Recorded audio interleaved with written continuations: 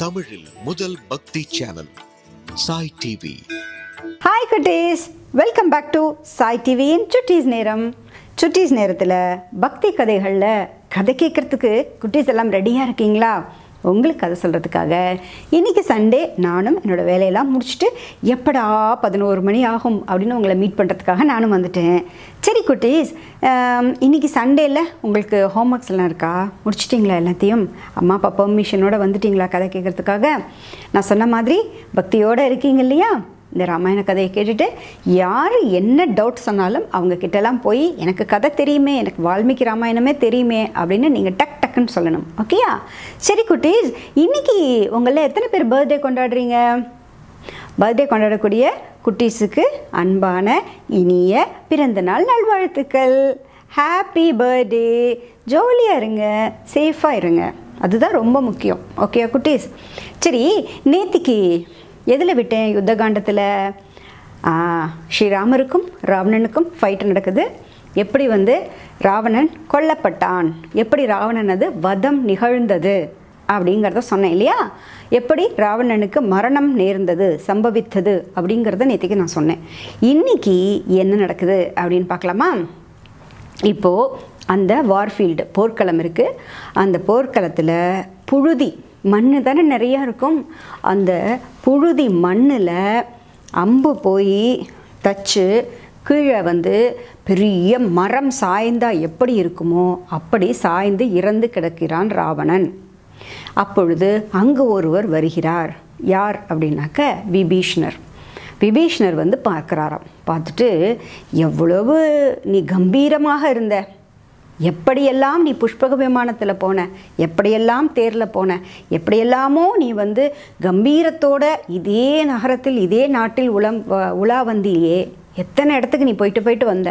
இன்றைக்கி பாரு இப்படி புழுதியில் கிடக்கியே ராவணா, இந்த நிலை உனக்கு வரக்கூடாது அப்படிங்கிறதுக்காகத்தானே நான் உனக்கு அவ்வளவு அறிவுரைகளை கூறினேன். ஒன்றுமே நீ என்னுடைய பேச்சை கேட்கவே இல்லையே. நீ மட்டும் இல்லை, இந்திரஜித்து மற்றும் கும்பகர்ணன், அதிகாயன், நராந்தகன், இப்படி பிரஹஸ்தன் எல்லோருக்கும் நான் அறிவுரைகளை சொன்னேன். யாருமே காதலியே கேட்கல. இன்னைக்கு இப்படி ஒரு அழிவை சந்திச்சிருக்கியே. நீ எவ்வளவு பராக்கிரமசாலியாக இருந்த, ஒரு யானை போல இருந்த, ஒரு சிங்கம் போல இருந்த, நீ தர்மம் தவறியதால் ஸ்ரீராமரால் வீழ்த்தப்பட்டியே. இப்படி புழுதியில் கிடக்கியே. நீ எவ்வளவு வீரத்தில் சிறந்தவன். இப்படி யமனையும் குபேரனையும் வென்றுவிட்டு வந்தியே.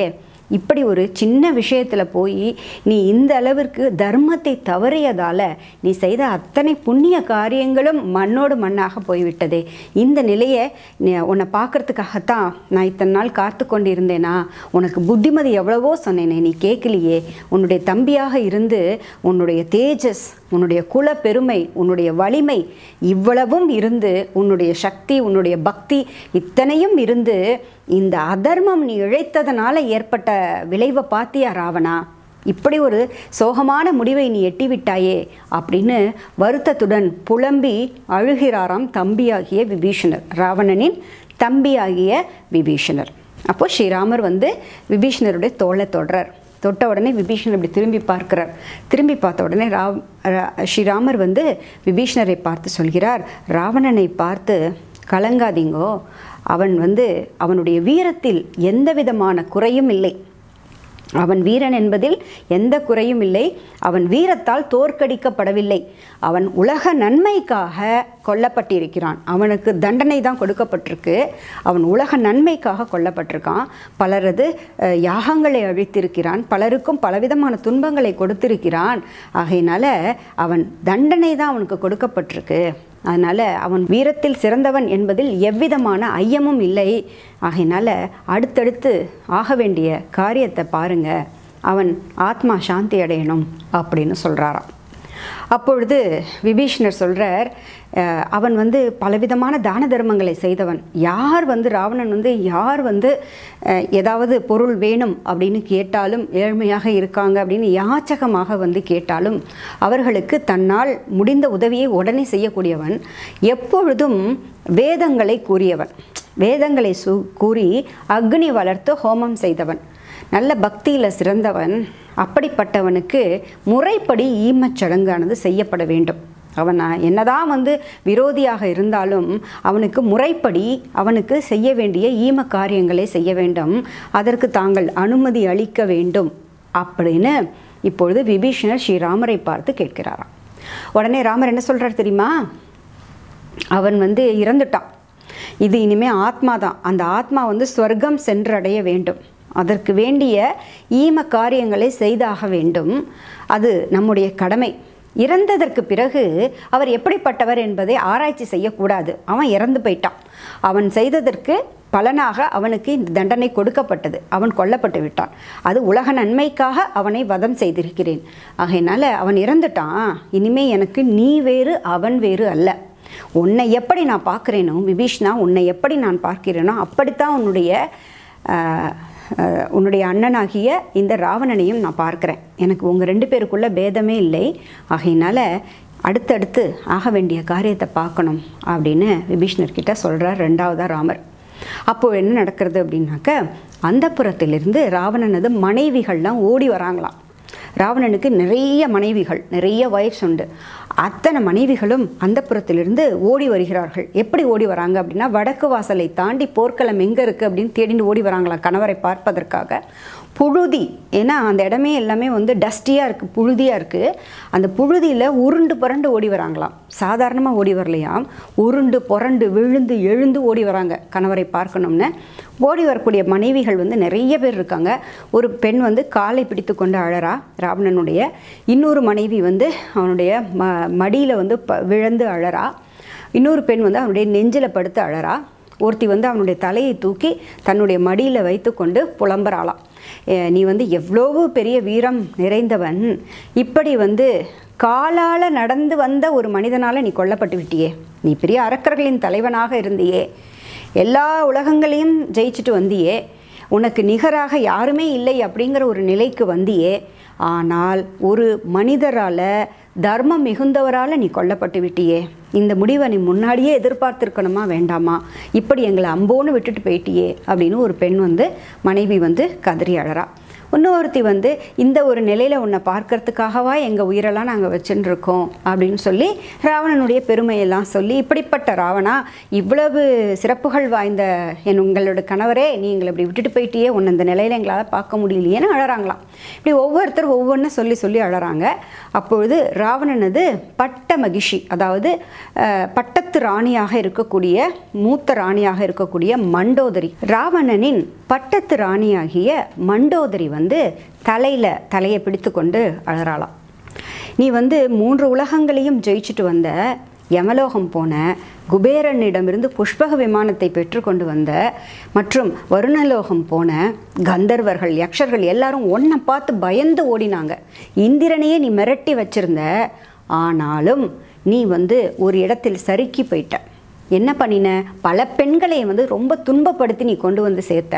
அந்த பெண்கள்லாம் உன்னை வந்து பார்த்ததுமே கதறி கதறி அழுதாங்க, எங்களை விட்டுடுன்னு அழுதாங்க. நீ சொன்ன பேச்சை கொஞ்சம் கூட கேட்கலை. ஒரு பெண் வந்து தன்னுடைய கணவர் மீது மட்டுமே அன்பினை செலுத்தி, கணவருக்கு மட்டுமே பதிவிரதையாக வாழ்ந்து, காட்டில் கணவரோடு சேர்ந்து, அரச குலத்தில் பிறந்திருந்தாலும் கணவரோடு சேர்ந்து வாழணுங்கிறதுக்காக காட்டுக்கு வந்திருந்தா. அவளை போய் நீ சதி செய்து அங்கிருந்து அழைத்து கொண்டு வந்த. நீ வந்த உடனேயே நான் சொன்னேன், வேண்டாம் இதை செய்யாதீர்கள், அந்த பெண்ணை திருப்பி அனுப்புங்கள்னு சொன்னேன். கொஞ்சமாவது என் பேச்சை கேட்டியா ராவணா? நீ கேட்கவே இல்லையே. இதெல்லாம் தாண்டி அந்த குரங்காகிய அந்த ஹனுமன் வந்து இலங்கைக்கு வந்து அழித்த போது நம்ம எல்லோருமே அச்சப்பட்டோமே, ஏதோ ஒரு விஷயம் நடக்கப் போகிறது, இல்லைனா இந்த இலங்கைக்குள்ளே ஒருவர் வந்து இப்படி கால் வைத்து இப்படி வந்து இலங்கையில் சேதத்தை விளைவிக்க முடியாது அப்படின்னு எல்லோரும் அச்சப்பட்டோம், எல்லோரும் விசனப்பட்டோம், எல்லோரும் கவலைப்பட்டோம். அதை உன்னிடம் நான் தெரிவித்தேன். நீ என் பேச்சை கேட்டியா? கேட்கவே இல்லையே. அந்த பெண் சீதை வந்து எந்த விதத்தில் எனக்கு நிகரானவள்? அழகில் நிகரானவளா? நான் எந்த குலத்திலிருந்து வந்திருக்கிறேன்? நான் மயனது பெண், நான் வந்து மிகச்சிறந்த குலத்திலிருந்து வந்திருக்கிறேன். எனக்கு எந்த வகையிலுமே அவள் வந்து ஈடானவள் அல்ல. சீதை வந்து எந்த வகையிலும் எனக்கு ஈடானவள் அல்ல. அந்த புறத்தில் பார், உனக்கு எத்தனை மனைவிகள் இருக்காங்க, எவ்வளவு அழகழகான மனைவிகள் இருக்காங்க. அத்தனை பேர்கிட்ட இல்லாத எந்த ஒன்றை நீ சீதையிடம் பார்த்தாய்? எதற்காக கணவருடன் வாழ்ந்திருந்த அந்த பெண்ணை வந்து தொடர்றதுக்கு நீ முயற்சி பண்ணினாய்? எதற்காக அந்த பெண்ணை வந்து பலவந்தமாக கட்டாயப்படுத்தி கொண்டு வந்தாய்? நீ என்னைக்கு அந்த பெண்ணை கொண்டு வந்தியோ அன்னைக்கே உன்னுடைய அழிவின் சரித்திரமானது எழுத தொடங்கி விட்டது ராவணா. நான் உன்னோட எவ்வளவோ சந்தோஷமாக இருந்திருக்கேன். எத்தனையோ இடங்களுக்கு என்னை நீ அழைத்து கொண்டு போயிருக்கிறாய். எத்தனையோ இடங்களில் நம்ம 2 பேரும் சந்தோஷமாக இருந்திருக்கிறோம். முதல்ல லக்ஷ்மணனால் என்னுடைய மகனான இந்திரஜித் வந்து இறந்து போயிட்டான். இந்திரஜித் இறப்பதற்கு காரணமாக இருந்தது லக்ஷ்மணன். போயாச்சு. அடுத்து ஒவ்வொருவராக போனார்கள். இன்னைக்கு நீயும் அந்த தர்மாத்மாவான ஸ்ரீராமரால் கொல்லப்பட்டு விட்டாய். ஒருவேளை ஸ்ரீராமர் வந்து சங்கு சக்கரதாரியான ஸ்ரீமன் நாராயணராக இருந்திருக்குமோ? இல்லைனா ஒரு மனிதன் வந்து தன்னுடைய நாட்டை விட்டு வெறும் குரங்குகளை நம்பி இவ்வளவு தூரம் வந்து இப்படி ஒரு அழிவை ஏற்படுத்த முடியுமா? நீ 3 உலகங்களிலும் சிறந்தவன் என்று மார்த்தட்டி கொண்டிருந்தாய். வீரத்தில் சிறந்தவன் சொன்ன உன்னை ஜெயிப்பதற்கு யாருமே இல்லை என்று அனைவரிடமும் பெருமை பேசிக்கொண்டு கம்பீரமாக நடந்து சென்று கொண்டிருந்தாய். ஆனால் இன்றைக்கு நீ வந்து இந்த புழுதியில் கிடக்க, இப்படி நீ புழுதியில் இறந்து போய் கிடப்பதற்கு காரணமாக அமைந்த அந்த அதர்ம செயலை பற்றி நீ ஒரு நிமிடம் கூட யோசிக்கல. இப்போது எங்கள் அத்தனை பேரையும் அனாதையாக விட்டுவிட்டு நீ சென்று விட்டாய். இப்போ நீ என்ன பயனை அடைந்தாய்? இதை நான் வேண்டாம் வேண்டாம்னு நான் உனக்கு எத்தனை முறை சொல்லியிருப்பேன். வேண்டாம், இந்த அதர்ம செயலை செய்ய வேண்டாம்னு நான் சொல்லியிருப்பேன். இப்போது உனக்கு காலனாக வந்தது வேற யாருமே கிடையாது. ஸ்ரீமன் நாராயணர் தான் உனக்கு காலனாக வந்திருக்க வேண்டும். ஸ்ரீராமர் வந்து தர்மாத்மா. ராமர் வந்து தர்மத்தில் சிறந்தவர். அவருடைய பத்தினியை நீ கொண்டு வந்து வச்சுட்டு இருந்தன்னா அவர் வேடிக்கை பார்த்துட்டு இருப்பாருன்னு நினைச்சியா? அவர் இந்த தண்டனை தான் கொடுக்க போகிறார் என்பது எனக்கு முன்னமே தெரியும். அதற்காகத்தான் உனக்காக நான் பல தடவை எச்சரித்தேன். ஆனால் நீ ஒரு தடவை கூட என்னுடைய பேச்சை கேட்கவே இல்லை. நம்ம எவ்வளவோ சந்தோஷமாக இருந்திருக்கிறோம். எத்தனையோ இடங்களுக்கு போயிருக்கோம். இப்போது எனக்கு என்னுடன் வருவதற்கு யார் இருக்கா? நீ இல்லாமல் நான் இனிமேல் எப்படி வாழ்வேன்? நீ இல்லாத இந்த வாழ்க்கை எனக்கு எதற்கு? என்னுடைய மகனும் இறந்து போயிட்டான், நீயும் இறந்து போயிட்டனா இனிமேல் எனக்கு இந்த வாழ்க்கையே தேவையே இல்லையே. இனிமேல் நான் வாழ்ந்து என்ன செய்ய போகிறேன் அப்படின்னு சொல்லிட்டு ரொம்ப வருத்தப்பட்டு ரொம்ப கஷ்டப்பட்டு அடித்து கொண்டு அழுது கொண்டு இருக்கிறாள் மண்டோதரி. அப்போ மற்ற மனைவிகள்லாம் பார்க்குறாங்க. அவங்கெல்லாம் வந்து மண்டோதரியை தூக்கி வைத்து ஆறுதல் சொல்கிறாங்க. வேண்டாமா, வேண்டாம் அக்கா, அழாதீங்க அழாதீங்க அழாதீங்கன்னு ஆறுதல் சொல்கிறாங்க. இதை பார்த்து கொண்டிருக்கிறார் விபீஷ்ணர். விபீஷ்ணர் வந்து ஸ்ரீராமர்கிட்ட சொல்கிறாராம், எல்லாவற்றிலும் சிறந்தவனாக இருக்கக்கூடியவன் ராவணன். அதில் வந்து எந்த சந்தேகமும் இல்லை. அவன் தவத்தில் சிறந்தவன், அதிக ஆண்டுகள் தவம் புரிந்தவன், தவத்தினால எல்லாவற்றையும் அவன் பெற்றவன், எல்லோரையும் ஜெயித்து கொண்டு வந்தவன். ஆனாலும் எனக்கு அவன் பகைவன் தான். நான் அவனிடம் பகைவனாகத்தான் நான் இருக்கேன். ஆகையினால என்னால் அவனுக்கு ஈம சடங்கு என்பது செய்ய முடியாது. அவன் வந்து மற்றவர்களது மனைவியின் மீது கை வைத்தவன். எல்லா பெண்களும் அழுவதற்கு இத்தனை பெண்கள் அழறாங்க. இத்தனை பெண்கள் அழுவதற்கும் அவர்களது கண்ணீருக்கு காரணமானவன் இவன், இந்த ராவணன். இந்த ராவணனுக்கு வந்து நான் கொல்லி போட்டேன்னாக்க, இந்த ராவணனுக்கான ஈம சடங்கை நான் செய்தேன் அப்படின்னாக்க, இந்த உலகத்தில் நியாயம் தெரிந்தவர்கள், நன்மை தெரிந்தவர்கள் யாருமே வந்து இதை சரின்னு ஒத்துக்கவே மாட்டாங்க. நான் செய்யக்கூடாது, அந்த காரியத்தை நான் செய்யக்கூடாது. என்னை பொறுத்த வரைக்கும் அவன் எனக்கு பகைவன். ஆகையினால இந்த ஈம காரியத்தை வேற யாரையாவது கொண்டு பிரபு தாங்கள் செய்ய அனுமதிக்க வேண்டும் அப்படின்னு இந்த விபீஷ்ணர் வந்து இப்போது ஸ்ரீராமர் கிட்ட சொல்கிறார். உடனே ஸ்ரீராமச்சந்திர பிரபு என்ன சொல்வார்? அவன் இறந்துட்டான். அவனுடைய ஆத்மா விண்ணுலகம் செல்ல வேண்டும், வானுலகத்திற்கு போக வேண்டும். இறந்த ஆத்மா எங்கே நல்லவன் எங்கே கெட்டவன்? அவன் உயிரோடு இருக்கிற வரைக்கும் தான் அவன் வந்து அதர்மங்கள் புரிந்தான், பலவிதமான நன்மைகள் செய்யாமல் தீமைகளை மட்டுமே செய்து கொண்டு வந்திருந்தான். ஆனாலும் அவன் பராக்கிரமசாலி, அவன் தோல்விகளையே சந்திக்காதவன், அவன் வெற்றிகளை பெற்றவன், 3 உலகங்களையும் ஆண்டு வந்தவன். அவனுடைய வீரத்திற்கு இப்பொழுதும் எந்த குறையுமே இல்லை. அவன் வீரத்தை கண்டு நான் பிரமித்து போனேன். அவன் மிகச்சிறந்த வீரன், அதில் எந்த சந்தேகமும் கிடையாது. அப்படி வீரத்தில் வீர மரணம் அடைந்தவர்கள் வந்து சொர்க்கத்துக்கு தான் போவாங்க, அதில் எந்த சந்தேகமும் கிடையாது. இப்பொழுது நீ அவனை பகைவனாக நினைப்பதற்கு எதுவுமே இல்லையே விபீஷணா. அவன் உன்னுடைய அண்ணன். அவன் உயிரோடு இருக்கிற வரைக்கும் தான் உனக்கு பகைவன். அவனும் இப்போ இறந்து போயிட்டான். அவன் இறந்ததற்கு பிறகு அவனது ஆத்மா வந்து வானுலகம் செல்வதற்கு நீ உதவ வேண்டும். அவ்வளோதான் உன்னோட வேலை. இப்போ நீ வந்து அவன் என்னுடைய பகைவன் நண்பன் சொல்வதற்கு எதுவுமே இல்லை. இறந்தவர்களுக்கு எதுவுமே கிடையாது. அந்த ஆத்மா கிளம்பி போக வேண்டும். அவனுக்கு வேண்டிய ஈம காரியங்களை செய்வது மட்டுமே உன்னுடைய கடமை. இப்பொழுது போய் நீ அவன் என்னுடைய பகைவன், என்னுடைய அண்ணனே கிடையாது, அவன் அதர்மம் செய்தவன் என்று நீ பேசிக்கொண்டிருப்பது சரியாக இருக்காது விபீஷணா. ஆகையினால நீதான் உன்னுடைய கைகளால் உன்னுடைய அண்ணனுக்கு, இந்த ராவணனுக்கு, இவன் வந்து மிகச்சிறந்த பராக்கிரமசாலி, வெற்றிகளை மட்டுமே கண்டவன், அதனால் அவன் செய்த செயல்களுக்கு பரிசாக நீதான் வந்து அவனுக்கு நல்ல விதத்தில் ஈமக்கிரியைகளை செய்ய வேண்டும் அப்படின்னு தீர்ப்பாக ஸ்ரீராமர் சொல்லிடுறாராம். அதோட என்ன சொல்கிறாருனாக்க, ராவணனது மனைவிகளுக்கும் நீ தான் சமாதானம் சொல்ல வேண்டும் அப்படின்னு சொல்லிடுறார். உடனே விபீஷணர் வந்து அப்படியே ஆகட்டும் அப்படின்னு சொல்லிட்டு நேராக அவர் உள்ள இலங்கைக்குள்ளே போகிறார், நகரத்துக்குள்ளே போகிறாரு. போயிட்டு அன்றைக்கு அவர் செய்ய வேண்டிய அக்னிஹோத்திரங்கள் இருக்குது, அவர் செய்ய வேண்டிய கடமைகள் இருக்கான். அந்த ஹோமம் அக்னிஹோத்திரங்கள் எல்லாம் செய்கிறாரு. செஞ்சுட்டு பல புரோகிதர்களை அழைத்து கொண்டு வருகிறார். அவனுக்கு ஈமக்கிரியைகள், அவனுக்கு கடைசி காரியங்களை செய்யணும் அப்படிங்கிறதுக்காக. அப்பொழுது அங்கே வந்து புரோகிதர்கள் மூலமாக இந்த ராவணனது உடலை வந்து நல்ல விதமாக தங்க பல்லக்கு கொண்டு வந்து பட்டு துணிகள், வஸ்திரங்களை எல்லாம் வைத்து சுற்றி அகில், சந்தனம் போன்ற நல்ல வாசனை திரவியங்களை அவனுக்கு மேலே செலுத்தி, ஒரு மன்னனுக்கு என்ன மாதிரியான கடைசி யாத்திரைக்கு என்னவெல்லாம் செய்ய வேண்டுமோ அத்தனையும் செய்து அவனை தெற்கு பக்கமாக அழைத்து கொண்டு போகிறாங்க. பின்னாடியே இந்த பெண்கள் மனைவி எல்லாம் அழுதுண்டே போகிறாங்க. அங்கே போயிட்டு அங்கே வந்து அவனுக்கு செய்ய வேண்டிய கடைசி காரியங்களை செய்துவிட்டு மரணமடைந்தவர்களுக்கு என்ன செய்வாங்களோ அதெல்லாம் செஞ்சுட்டு விபீஷணர் போய் குளிக்கிறாராம். குளிச்சுட்டு என்ன பண்ணுறாருன்னா நேராக ஸ்ரீராமர் இருக்கக்கூடிய இடத்திற்கு வருகிறார். ராமர் என்ன பண்ணுறார் அந்த டயத்தில் அப்படின்னாக்க, அங்கு தேவர்கள்லாம் வந்திருக்காங்க இல்லையா, இந்த ஃபைட் எப்படி இருக்குன்னு பார்க்கறதுக்காக தேவர்கள்லாம் வந்திருக்காங்க. அந்த தேவர்கள் எல்லோருமாக இதை பார்த்து கொண்டே இருப்பவர்கள் வந்து, ஆஹா ராமருடைய வெற்றியே வெற்றி, ராமரது பராக்கிரமே பராக்கிரமம் அப்படின்னு சொல்கிறாங்களாம். கூடவே சுக்ரீவனது ஆலோசனைகளை சொல்கிறாங்க. சுக்ரீவன் எவ்வளவு ஆலோசனைகளில் சிறந்தவன் இல்லையா, யுத்த களத்திற்கான அத்தனை ஆலோசனைகளையும் செய்து சுக்ரீவன் தானே. என்ன ஒரு பக்தி பாரு இந்த லக்ஷ்மணருக்கு, என்ன ஒரு அண்ணாவோட எவ்வளோ தோளுக்கு தோள் கொடுத்து நின்னாரு, லக்ஷ்மணர் சாமானியப்பட்ட ஆளா அப்படிங்கிறாங்களாம்.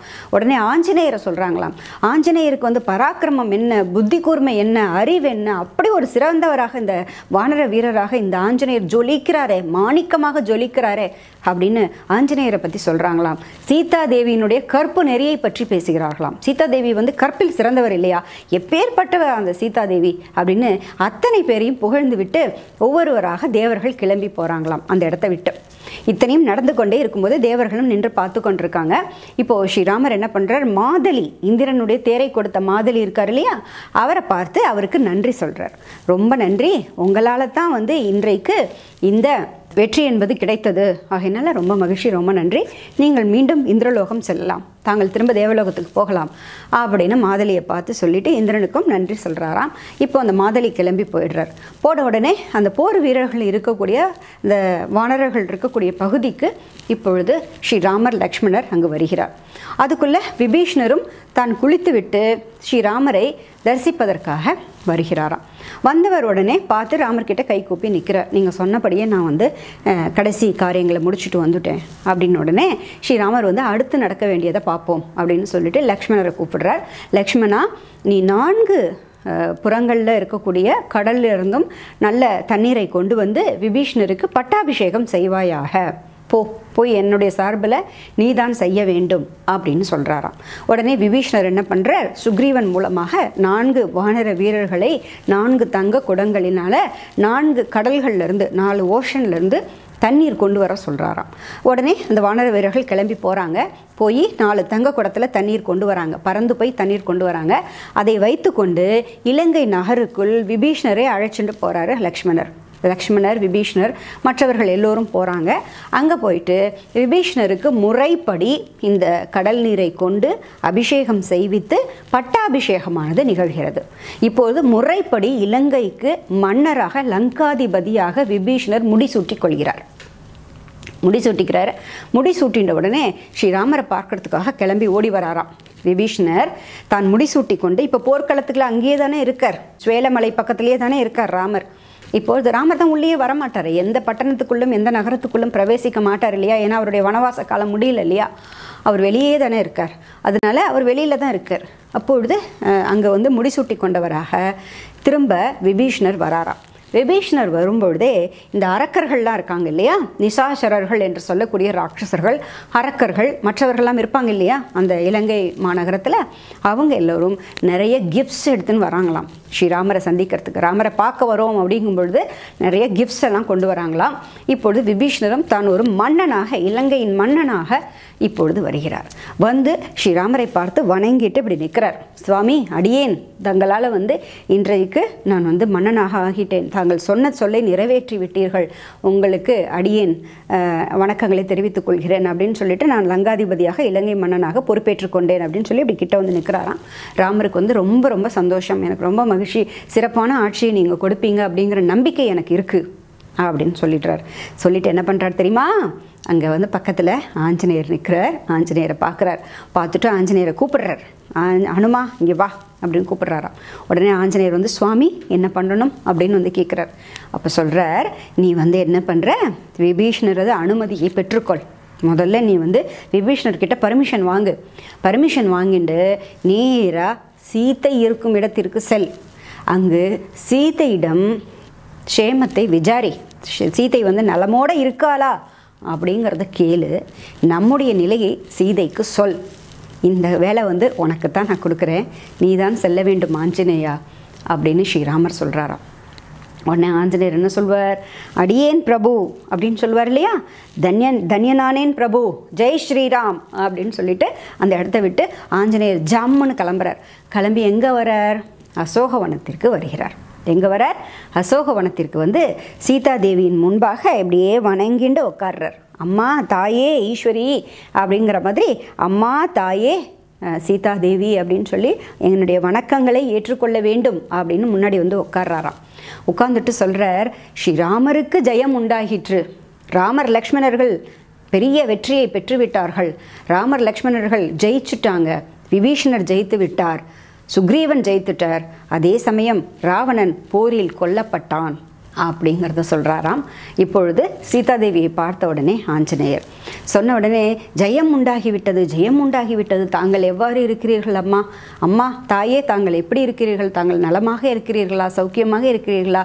உங்களது நலத்தை விசாரித்து வருவதற்காக அண்ணல் சொன்னார், சுவாமி சொன்னார், பிரபு சொன்னார், உங்களை பார்த்துட்டு வரணும், உங்களது நலத்தை விசாரிக்க வேண்டும் என்று சொன்னார். தங்களுக்கு செய்தியை கொண்டு அடியேன் தாங்கி கொண்டு வந்துள்ளேன் அப்படின்னு சொல்கிறாராம் ஆஞ்சநேயர். உடனே சீதாதேவியால் ஒன்றுமே பேசவே முடியலையாம். அவளால் பேசவே முடியாமல் அப்படியே அமைதியாக ஒரு மாதிரி நெகிழ்ச்சியோடு இருக்காங்களாம். ரொம்ப ஒன்றுமே வாயே திறக்க முடியாதபடி சீதாதேவி இருக்காங்களாம். அப்போ உடனே ஆஞ்சநேயர் கேட்குறாராம், அம்மா ஏம்மா ஒன்றுமே பேச மாட்டேங்கிறீங்களேம்மா? நான் தான் வந்ததுலேருந்து நானே பேசின்னு இருக்கேன், நீங்கள் ஒன்றுமே பேச மாட்டேங்கிறீங்களேம்மா அப்படின்னு ஆஞ்சநேயர் கேட்குறார். அப்போது சீதாதேவி சொல்கிறாங்க, நான் என்னன்னு சொல்வேன்ப்பா, நான் என்னன்னு பேசுவேன், நான் ஆனந்தத்தில் அப்படியே திக்குமுக்காடி போயிருக்கேன்ப்பா, எனக்கு வாயில் வார்த்தைகளே வரமாட்டேங்கிறது. என்னுடைய பிரபு எப்படியும் ஜெயிப்பார்னு எனக்கு தெரியும். அவரையே நான் மனசால் தியானிச்சு கொண்டு 10 மாதங்களாக எப்போதுடா பொழுது விடியும், எப்போதுடா நமக்கு ஒரு நல்ல காலம் பிறக்கும் அப்படின்னு நான் உட்கார்ந்துட்டு இருக்கேன். இப்படி ஒரு நல்ல செய்தியை நீ கொண்டு வந்திருக்கிறியே அனுமான், எனக்கு ரொம்ப மகிழ்ச்சியாக இருக்கிறது. என்னுடைய கணவரது பராக்கிரமத்திற்கு எல்லையே கிடையாது. என்னுடைய கணவர் இருக்கும் இடமெல்லாம் வெற்றி மட்டுமே இருக்கும் அப்படின்னு சொல்கிறாராம். உடனே ஆஞ்சநேயர் சொல்கிறார், இந்த மாதிரி தன்னுடைய கணவரை பாராட்டி புகழ்ந்து பேசுவதற்கு எந்த நிலையிலும் தன்னுடைய கணவரை விட்டு கொடுக்காமல், எந்த நிலையிலும் தன்னுடைய கணவரை புகழ்ந்து பேசுவதற்கு அம்மா உங்களால் மட்டும்தாம்மா முடியும் அப்படின்னு ஆஞ்சநேயர் சொல்கிறாராம். அப்போ உடனே சீதாதேவி சொல்கிறாங்க, எந்த நிலையிலும் தன்னுடைய பிரபுவை விட்டு கொடுக்காமல் ஒருவன் பேசணும் அப்படின்னாக்க, ஒருவன் சிஷ்ய பிரபாவத்துடன் ஒருவன் பேசணும், பக்தனாக ஒருவன் இருந்து பேசணும்னா அது ஆஞ்சநேயா உன்னால் மட்டும்தான் முடியும். உங்ககிட்டருந்து இந்த உலகமே கற்றுக்கொள்ள வேண்டும், இந்த உலகமே உன்னிடமிருந்து கற்றுக்கொள்ள வேண்டும். எது சிறந்த பக்தி, எது தாசிய பக்தி, எது ஒரு பக்தன் என்பவன் எப்படி இருக்க வேண்டும் அப்படிங்கிறதையும், தன்னுடைய பிரபுவை எந்த நிமிடத்திலும் பிரியாமல், மனதாலும் சிந்தனையாலும் தன்னுடைய பிரபுவை, தன்னுடைய தெய்வத்தை பிரியாமல் ஒருவன் எப்படி வாழ வேண்டும் என்பதை உன்னிடமிருந்து அல்லவா கற்றுக்கொள்ள வேண்டும் ஆஞ்சநேயா அப்படின்னு சீதாதேவி சொல்கிறாங்களாம். இப்பொழுது ஆஞ்சநேயர் சொல்கிறார், ரொம்ப சந்தோஷமாக இருக்கார், அப்படியே ரொம்ப நெக்குருகி போய் நிற்கிறார் சீதாதேவி முன்னாடி. அப்போ அவர் சொல்கிறாராம், இன்னும் சற்று நேரத்தில் விபீஷ்ணர் வருவார். விபீஷ்ணரின் அனுமதி பெற்று தான் நான் வந்திருக்கேன். விபீஷ்ணரிடம் சொல்லி அனுப்பி விபீஷ்ணர் உங்களிடம் சேருவார், உங்களிடம் பேசுவதற்காக வருவார். அதுக்கு முன்னாடி நான் உங்ககிட்ட ஒன்று கேட்கணும்னு நினைக்கிறேன் அப்படிங்கிறார். உடனே சீதாம்மா சொல்கிறாங்க, பரவாயில்ல கேளுப்பா, என்ன விஷயம், என்ன கேட்கணும்னு நினைக்கிறேன் அப்படிங்கிறார். உங்களை எல்லாம் இவ்வளோ கஷ்டப்படுத்தினாங்கல்ல இந்த அரக்கைகள்லாம் சுற்றி இருக்காங்கல்ல, அவங்களுக்கு இப்போது சொல்லுங்க என்ன தண்டனை கொடுக்கலான்னு. இவங்களெல்லாம் யாரையும் உயிரோட விடக்கூடாது. இவங்க எல்லாரையும் உங்களை அவ்வளோ கஷ்டப்படுத்தியிருக்காங்கல்ல, இவங்க எல்லோருக்கும் தக்க தண்டனை கொடுக்க வேண்டும். சொல்லுங்க என்ன கொடுக்கலாம் அப்படின்னு கேட்குறாராம். அப்போது சீதாதேவி என்ன சொல்கிறாங்க தெரியுமா? இவர்கள்லாம் என்ன செய்தார்கள்? இவர்கள்லாம் ராவணனின் அடிமைகள். ராவணனுடைய என்ன ஆணை இட்டானோ அதை கேட்டு செய்த பெண்கள் இவர்கள்லாம். இவங்கெல்லாம் என்ன பாவம் பண்ணாங்க? ஏதோ அறியாமையினால் அவன் சொன்னதற்காக கேட்டு என்னை பயமுறுத்தினார்கள். அவர்களை ஒன்றும் செய்யக்கூடாது. அவர்கள் எல்லோரும் நன்றாக இருக்க வேண்டும், நலமுடன் வாழ வேண்டும். அவர்களுக்கு எந்த தீங்கும் நேரக்கூடாது. அவர்களுக்கு எந்த விதமான தண்டனைகளும் வழங்கப்படக்கூடாது. அத்தனை பேரையும் மன்னிச்சு விட்டுடு ஆஞ்சநேயா அப்படின்னு சொல்கிறாங்களாம். இந்த அரக்க பெண்கள்லாம் பாவம், அவர்கள்லாம் அடிமைகள். அவர்களால் என்ன செய்ய முடியும்? எப்பொழுது ராவணன் இறந்ததாக செய்தி பரவ ஆரம்பித்ததோ அப்பொழுதே அவர்கள் எல்லாம் பயத்தில் பீடிக்கப்பட்டவர்களாக இருக்காங்க. பாரு, அவங்களாம் எவ்வளோ பயந்து போயிருக்காங்க. அவங்க அந்த பயத்திலேருந்து முதல்ல வெளியில் வரணும். அதுவும் நம்முடைய கடமை தான். அவர்களை பயத்திலேருந்து வெளியில் கொண்டு வர வேண்டியதும் நம்முடைய கடமை தான். அதனால் அவர்களை ஒன்றும் செய்யக்கூடாது, அவர்களை விட்டுவிடு, அதனால் அவர்களுக்கு ஒரு தீங்கும் நேரக்கூடாது அப்படின்னு சொல்கிறாங்களாம் சீதா தேவி. சரி, இப்பொழுது ஸ்ரீராமர் என்ன சொல்கிறார் தெரியுமா? விபீஷணரை பார்த்து, தாங்கள் சென்று சீதையை நன்கு குளித்துவிட்டு புத்தாடைகளை அணிந்து கொண்டு ஆடை அலங்காரத்துடன் இங்கு வர சொல்லுங்கள் அப்படின்னு சொல்கிறாராம் ஸ்ரீராமர் விபீஷணரை பார்த்து. விபீஷணர் கேட்குறாரு இல்லையா, நான் என்ன செய்யணும் அடியேன், மேற்கொண்டு என்ன செய்யணும் அப்படிங்கிறத சொல்லுங்க அப்படின்னு கேட்குறாரு இல்லையா. தாங்கள் சென்று சீதையை குளித்து விட்டு நல்ல ஆடை, நல்ல ட்ரெஸ் போட்டுட்டு நல்ல அலங்காரம் செய்து கொண்டு இவ்விடத்திற்கு வர சொல்லுங்கள், அழைத்து வாருங்கள் அப்படின்னு சொல்கிறார். இப்பொழுது ஆஞ்சநேயர் போய் முன்னாடியே சொல்லிட்டார். உடனே ஆஞ்சநேயர் அந்த செய்தியை கேட்டு வாங்கிக்கிறார், விடை பெற்றுக்கொள்கிறார். அம்மா சரிம்மா, நான் கிளம்புறேம்மா, போய் நான் சொல்லணும் பிரபு கிட்ட அப்படின்னு சொல்லிட்டு சீதாதேவியிடமிருந்து ஆஞ்சநேயர் கிளம்புறார். கிளம்பி நேராக ஸ்ரீராமரிடம் வந்துடுறார். வந்துட்டு விஷயத்தெல்லாம் சொல்லிடுறார். உடனே ராமர் விபீஷணரை பார்த்து சொல்கிறார், அடுத்து ஆக வேண்டிய காரியத்தை பார்ப்போமா? இதோ ஆஞ்சநேயரை அனுப்பினேன், அவன் போயிட்டு வந்துட்டான். இப்பொழுது நீங்கள் சென்று சீதாதேவியை அழைத்து வருவதற்கான ஏற்பாடுகளை செய்யுங்கள் அப்படிங்கிறார். இப்போது சீதாதேவி இருக்கக்கூடிய அசோகவனத்திற்கு விபீஷணர் போகிறார். விபீஷணர் போய் தான் வந்திருப்பதாக பணிப்பெண்கள்கிட்ட சொல்லி அனுப்புகிறார். நான் வந்திருக்கேன், சீதாம்மாவை சந்திக்கலாமா? ராவணன் அப்படியா வந்தான்? இப்போ விபீஷணர் வெளியிலே நின்று பெர்மிஷன் கேட்குறார். சீதாதேவியை சந்திக்கலாமா, நான் உள்ளே வரலாமா அசோகவனத்துக்குள்ளே, கொஞ்சம் கேட்டு சொல்லுங்க அப்படின்னு பணிப்பெண்கள்கிட்ட கேட்குறாராம் ராஜாவாக இருக்கக்கூடியவர். அந்த பெண்கள்லாம் போய் சீதாதேவி கிட்ட சொல்கிறாங்க, வெளியில் விபீஷணர் காத்து கொண்டிருக்கிறார் தங்களை சந்திப்பதற்காக அப்படின்னு சொல்கிறாங்க. உடனே சீதாதேவி அவரை வர சொல்லுங்க அப்படிங்கிறாங்க. உடனே இப்பொழுது விபீஷணர் செல்கிறார். சென்று விட்டு தங்களை காண்பதற்காக பிரபு காத்து கொண்டிருக்கிறார்.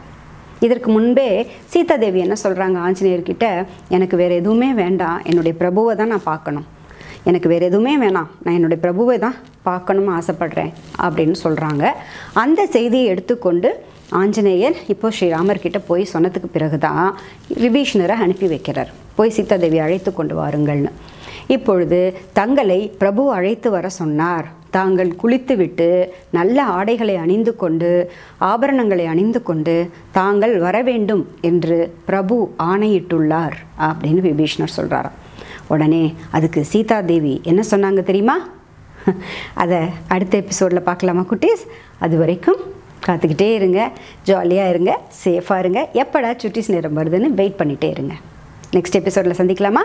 அதுவரை டாடா, பாய். சாய் டிவி நிகழ்ச்சிகள் உங்களுக்கு பிடிச்சிருக்கா?